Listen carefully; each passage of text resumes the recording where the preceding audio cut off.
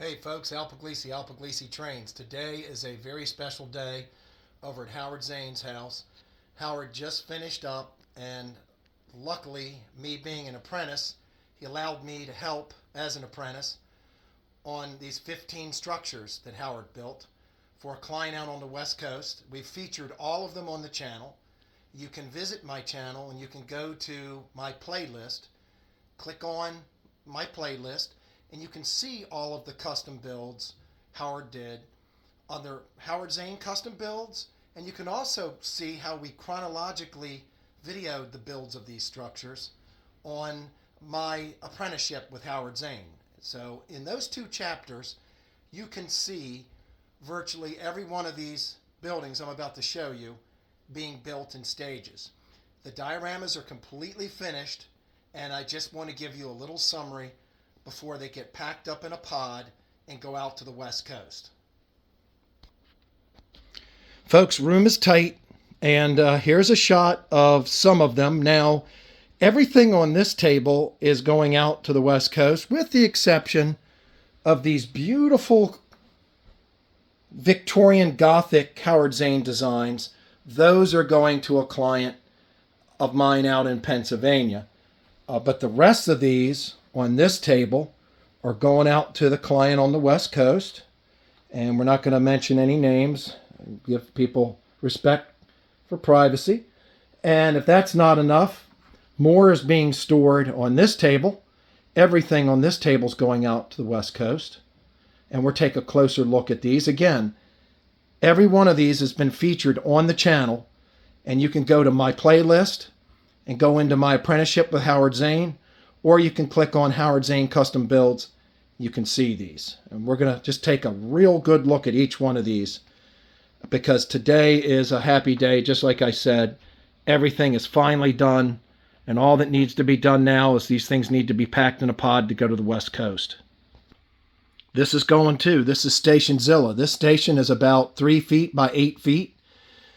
It is an enormous station, and this is going along with everything on this table here, with the exception of this little guy. This is an HO structure going to a different client.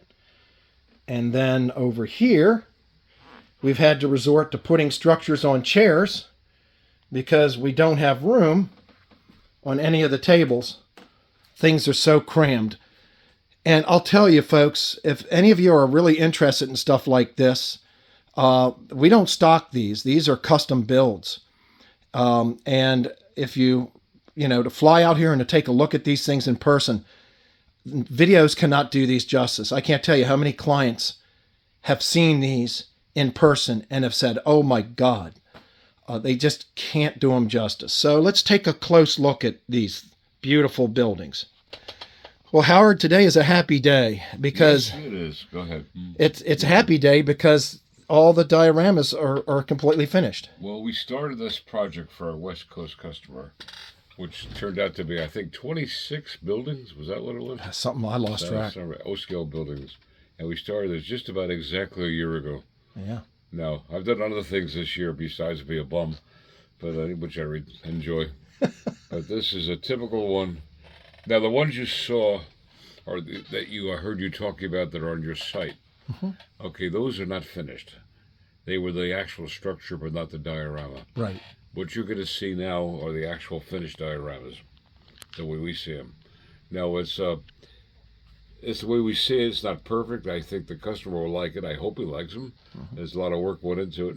But it's been a great year.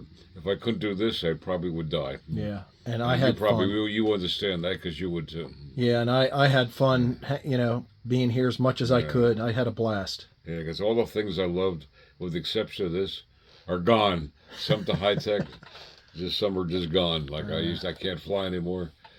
I used to do architectural renderings. The computer beat me out on that.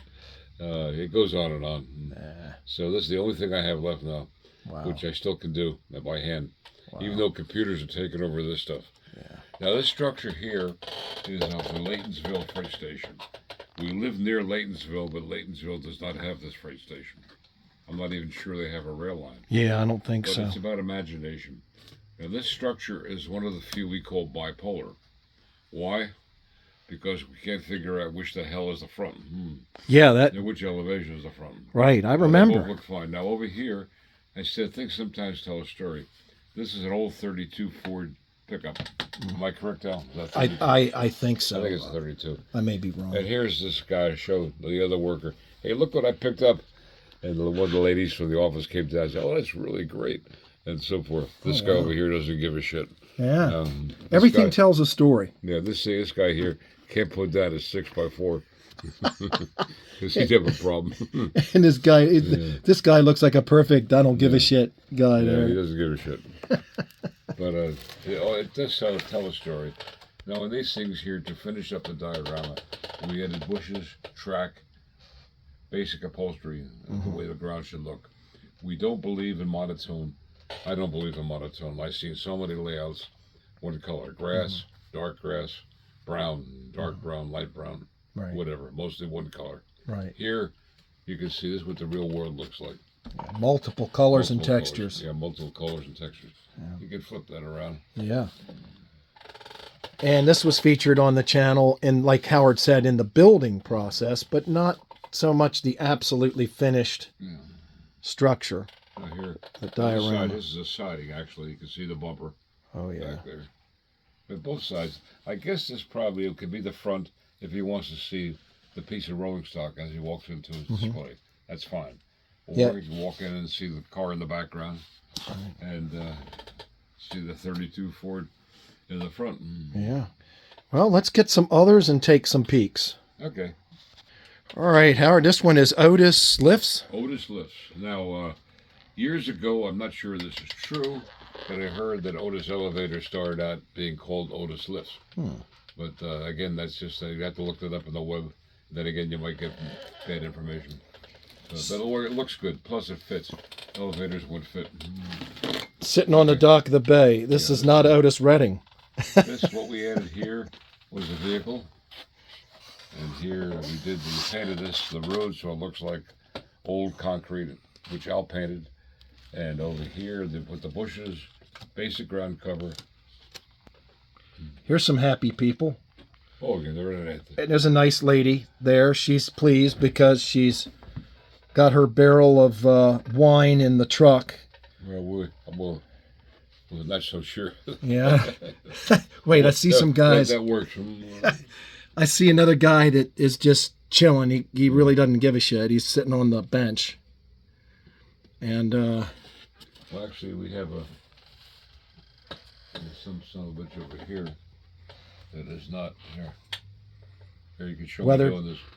it's important to weather people, folks. Yeah. Nothing's better than a well-weathered woman or man, This is true. especially in O-scale, because you got the peeping eyeballs looking at you. Now over here, I just noticed this poor dumb son of a bitch is not weathered. Here, wait. Let's. Let's get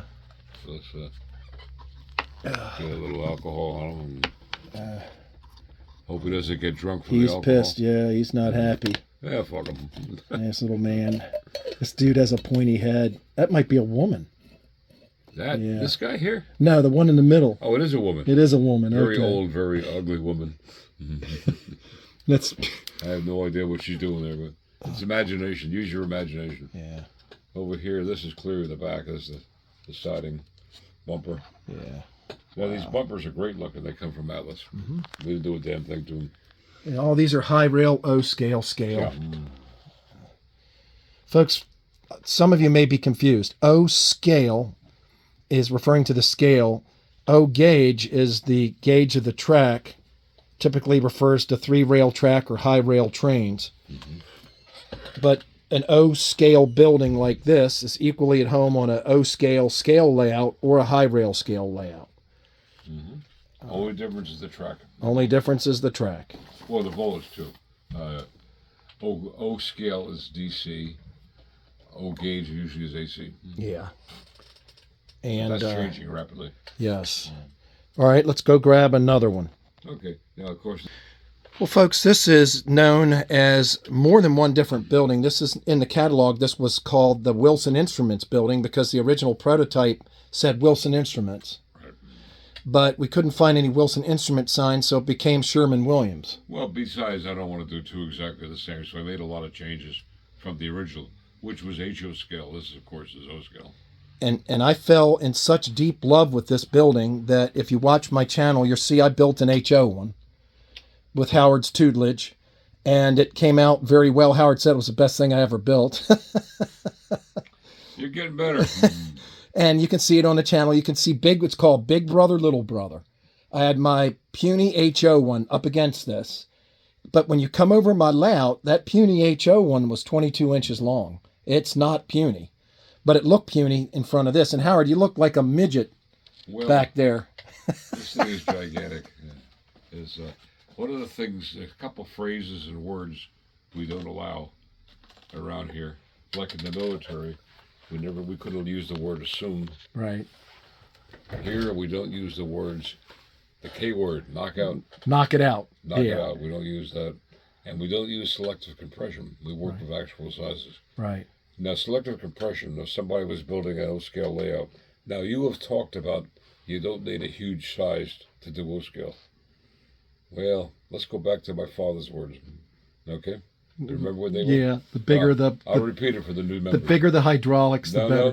No. He had a large old gauge layout, 3-rail. He loved trains. He would commandeer my Christmas gifts after he gave them to me. He says, son, if your grades are good, you can go downstairs and play with the trains. I never got to play with the trains. Plus, they shipped me off to private school when I was age 12. Anyhow, good Lord. So I grew up with seeing him use natural dimensions. Now, you talked about you don't have to have a huge space and for O-scale. I kind of disagree with that, Al. I think space is a lot. And I was going to tell you about Dad's quote. People would come down the basement and see this gigantic 95-foot long model railroad. And they would say, Bernie, why so big? And he would say, a model railroad is like a penis. And they would say, what the hell are you talking about? He says, well, a penis doesn't have to be really big to have fun with it. But if it's really big, it can be a lot more fun. Oh, yeah, I remember. And this is true of O-scale. You got to be careful. But then again, we have not been commissioned to do selective compression. Now, ballpark selective compression, this building would be probably 75 to 80% of the size it is now. Mm-hmm. Or if you really wanted to put it way in the background, you build it out of HO scale and use an O-scale layout. Right. Now, our friend Ryan is doing that in his O-scale layout. But then again, his space is not large, so he has to do that. Now, if he had this thing on a hill, he'd have to have a cut a hole in the ceiling to get the cupola in. And the other thing I want to talk about on this is if you go back in my videos and you see Big Brother, Little Brother, the HO build of this, then Howard, you designed a version of this. I wanted to build an O-scale version of this for my layout, but I didn't want it to look exactly the same as this. I told Howard I wanted it to have the flavor of this building, but I wanted it to be different enough to be a totally different building, and you designed me a bakery. This big? Yeah, the bakery. The space you're going to use? Well, yeah. Al, let me tell you something. Your groundhog is not fully baked. I know. You got to bake that son of a bitch a little more before you can eat into it. But my bakery turned out pretty good, which you designed. After this, you're going to be designing too. It's part of your discipleship. Yes. Anyhow, this is finished. The Sherman Williams building. It's lit. We've blocked out a lot of buildings, or a lot of lights, so it looks more realistic. And let's see. Now you can come up with the tale of what's going on there. This guy here looks like a pretty boy with a red jacket on. I think he's in a rock and roll band or something, and they didn't. He's one of the owners. Oh, is he? I thought. Oh, okay. He's got a briefcase. Okay, I'm thinking of somebody else. But it's just cool to tell stories, you know. This guy here is chatting with this dude here, and God, what detail! The bushes, like Howard said. Here, when you showed this the first time, I forgot to put the platforms on them. Mm-hmm. I had those last week. All these platforms here, around there, here, and on this side here. Wow. Now this over here, you can see where this is doubled over. This is a sliding gate to get access to these doors. Mm-hmm. And folks, you can see a little gravel driveway there. You know, it's not concrete. There's concrete and gravel. That's clever, Howard, the way you use that, you know, gravel and concrete. Well, concrete goes into the gravel. It's not new. Anyhow, over here, this is another entrance. So there's no loading dock or any kind of crates or anything like that. Yeah, wow. God, this is beautiful. All right, let's look at some more. Howard, tell us about the fire escapes. Well, a lot of the people who model this period, now this period, which I call Appalachian Gothic, would have been prevalent through about 1890, all the way through the 50s. And then, of course, they started interior fire buildings, firewalls and interior fire buildings and escalators and shit like that. But prior to that, they had the outdoor fire escape. Mm-hmm. And that really dates the building. Plus, it adds a lot to a model. And they're easy to do. They're so easy, maybe we'll do a workshop on both scales, how to do a fire escape. Yeah, from scratch, not a kit. And these are not titchy. These are scratch built. Mm-hmm. These are scratch built. This guy here is looking at something with binoculars. He's a little fat too. His stomach's sticking out. Who's he? This fat dude looking out the binoculars. Oh, he's not fat. He just got a pot belly. You knew about that. A pot belly, fat boy. Yeah. All right, let's pause this one and go to the next. All right. And this one's Coalfield Coal. Again, on the channel, we did a thing on this, but we never did show you the absolute finished diorama. Howard, if you want to talk about it. Well, it's on my site. That was an HO building, so we had to blow up the graphics, which is no problem. A friend of mine does that, and the scenery and layout of the diorama. Here's your track. It's a 3-rail track, and over here, hypothetically, the hopper would dump the coal into here. There'd be a conveyor, like a screw-type conveyor, and would carry that into here, which was an elevator. Little lift cars would go up there and dump it into here. Yeah. And of course, there was two pieces in there. One variation, if there was different shades, types of coal. One would go to the right, and one would go to the left. And then, of course, it would come down in so type A would be in this bin, and type B would be in this bin. And it's retail coal for... Retail. This is a retail coal facility. Well, it's big. It's impressive. Now, do we put any people? No, there's no people on this one. But you'd find very few plants or bushes, because look at the area. Well, it's out there out to lunch. It's lunchtime. And, No, actually, we can add some figures to this. yes. Well, we'll do that later. Let's pause this later, and go to the next one. Okay. Of course, Go ahead. okay, one thing we should emphasize, that these are not kit bashed. They are totally scratch built. And you had a lot in producing these, and also just coming up with ideas. So let's give credit where credit is due. Well, I appreciate it. Yeah, these are your designs. You're my best disciple. Yeah, these are your designs. These are not... Yeah. These are not sold as kits, and these are not... Oh, yeah, no, they're kits. They're one of a kind. And they are... And that's what adds the interest to it and the value. Because someday, when I croak off, and I'll be 86 in 2 months, each year it gets more of a likelihood that I'm not going to be around. So these things are my art. Will they appreciate? I don't know. Nor do I give a flying shit.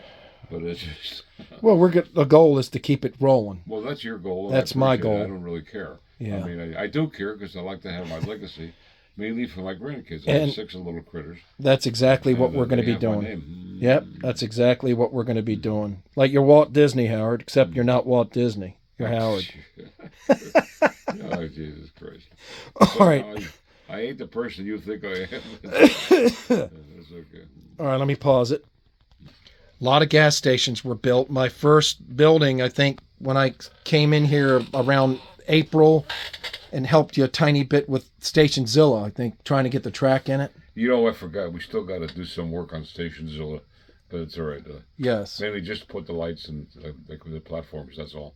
You built the Shell gas station, which I built for me too, and I've always been in love with these gas stations. This Shell station, this Esso station, they're all beautiful, but the design of this thing, and these are your designs, just like you said earlier.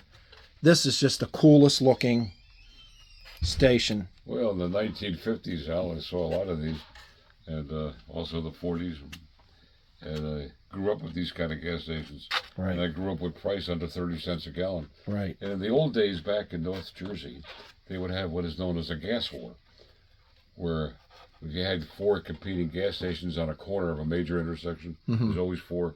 Right. One would lower the price, and the other would lower his price, and so forth. So I can remember paying 14 cents a gallon gas back in 1956. Man. My dad, we don't have that now. My dad, before he passed away, said gas will never be more than $1 a gallon. Well, I couldn't imagine that. In the 50s, I couldn't imagine it. Man. And then those are good old days. You drive into a gas station, you pay a nickel for a Coke, fill up for. It'd cost you more than $3 to fill your tank. Yeah. But the dioramas, the cars, the junk, the details, just beautiful. Oh, there's no limit to what we can do with gas stations. Yeah. And if you get online and just crank in old gas stations or photos of old gas stations, right? Literally hundreds of these will come up, and they're all pretty nice. Yeah. I didn't copy that from that, but with some of the interior work I took out of the old gas station interiors and used that for here. Wow. So some of these have interiors when you can see. Other structures where there is no way in hell you could see in the first floor or second floor or third. Right. We did not put an interior because it would be a waste of, just a waste. Just a waste. Just a waste. And let me pause this and we'll get another look at a few more. Get some more views? Yeah, no, we've got, they're okay. Just stunning. All right, let's pause this. All right, Howard, this one's familiar because Bob Hess had one on his layout. Mine has one. I built one in HO scale, and I built another one, which is this one in O scale. So this is the 4th itineration in 2 scales. I don't think I want to build any more. However, I do make changes, so no 2 are alike, right? Including graphics, water towers, rooftop detail. Now over here, when I was looking for something to put on the roof, we found a piece of paper, and you said, "Hey, let's try that." So okay, we'll put that on there. And by golly, it looks pretty realistic. Yeah, it was some sandpaper we found. Sandpaper. And it's some like 100 grade sandpaper. Yeah, it worked. Yeah, this is these are mailing tubes, just covered in wood strips. It is so easy to do, and people look at that in awe and they say, "How did you ever do that?" They say, "We got 5 minutes. I'll show you how to do the whole thing." Yeah. This over here, this is the typical front. There is a lot of changes from the original, now, including the colors. These bushes, you can buy the bush material at Scenic Express. Yeah. It is not inexpensive, but it is worth it. And you buy it. Every penny of it. It mixes well with the foam clusters. Yes, and you can buy, these are Woodland Scenics foam clusters that you can buy. And well, actually, this does not come from Woodland Scenics. Did you say Woodland Scenics? No, that's from Scenic Express. Scenic Express. Yeah, the clusters came from Woodland Scenics. But now, do you see this stuff over here? Yeah. Now, that's what's this? A glue gun hair. I did a slight thing of this here. This is again not a sex toy. The toy, Howard, burn the skin off. No, watch that snake. Oh yeah, gone. Every glue line gone. Now I've had this heat gun, which was the beginning of time, I guess. It was my dad's. Oh, good God. You can see the cord. Yeah, you did a nice job on the repair of the cord there, Howard. All right. Oh, God. Yeah. Let's grab another one. Okay. And we've, again, just like I've said before, we've got all these videos on the channel in the playlist. This is Otis Rope. Now, the sign, Al, is one I took from the Otis Elevator. And I made the tool makers because I didn't want to make it too Otis Elevator. Otis Elevator signs or Otis lifts. Right. So we made a tool makers. These boys are getting some chocolate or something in here. I can't figure that one out. The truck looks great. So yeah, use your imagination. Maybe they. Yeah, they're going to sponsor a bunch of little kids party. There you go. That's an imagination. Yeah, and they're going to need some Hershey's chocolate, and And yeah, here's your truck. And I'd like to be the dentist near that kid who's going to have a lot of business. the thing I like about this building so much is there's a lot going on this. I mean, I pity the roofer that would have to put a roof on this because. Well, let's put it this way: he won't be bored. Yeah. Let me give you an aerial view of this because there's so much going on this building. It's just so cool. I mean, you don't know whether you want to display it on the layout. Well, I'm hoping someday that our client, even though he's going to use these as a display for a while, is going to put these into a layout. I hope now, so. As I told you, he may be here in May, not the end of this month. Right. Because he's running late on his house he's building. Yes. And that's understandable with the weather. California was, Mother Nature was not nice to California recently. All right. So I can understand his problems. That's no problem. Let's go ahead and pause. Hey, can you hear me okay? Because I got this deaf condition. Yep. And I just hear myself vibrating when I talk. Yeah, you're good. You're good, Howard. Let me go ahead and pause this one. Well, folks, this one is Slab Fork, and if it looks familiar to you, it's because Howard let me build mine for my layout with the name Glab Fork after a friend of ours, John Glab, who passed away. To COVID, he was here the week before he passed. He had no idea he had it, and he was gone in a week. That's in a week, he was gone. But for those of you that know John wrote the brass price guide. The second one. The second one. There were 3 brass price guides. First was a fellow named Ray Brown. Mm-hmm. John purchased his information, then continued on where he left off. He came out with the second one. That was 1994. And then Dan Glazier came out with a brass guide. Right. Right after he bought I sold brass trains to Dan. And then about 2 years later, he came out with the brass guide. And John was we had a lot of fun. He was a character. I bought a lot of stuff on my layout from John. But I wanted to show you this because mine sits on a teeny tiny little piece of ground gator foam because, like I told Howard, I don't know how I'm going to have to integrate it in my layout. This little area, look at the weeds and the use of weeds, and like Howard said, all the textures. Look at that. Well, the rocks came out of Scenic Express. They have all scales. Well, actually, most scales in rocks. Yeah. And, they're real rocks. Yeah. And we did a clinic on how to do that, I think. Yep. And it's fairly easy. Yep. It just takes time, that's all. And it adds a little weight. Oh, yeah, lots of them. Yeah. And then some. But just wanted to show you, folks. And I'm going to go outside and we're going to videotape the rest of these that are sitting outside, Howard. And any last words you want to just say? I mean, not last. I mean, of this video, God forbid. Lord, I didn't do it. It's my last word. No, it's all I can say is you have not scratch built before.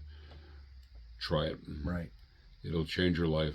Right. Certainly your modeling, your attitude towards modeling, and the quality of your modeling. Right. I love it. I've started with kits.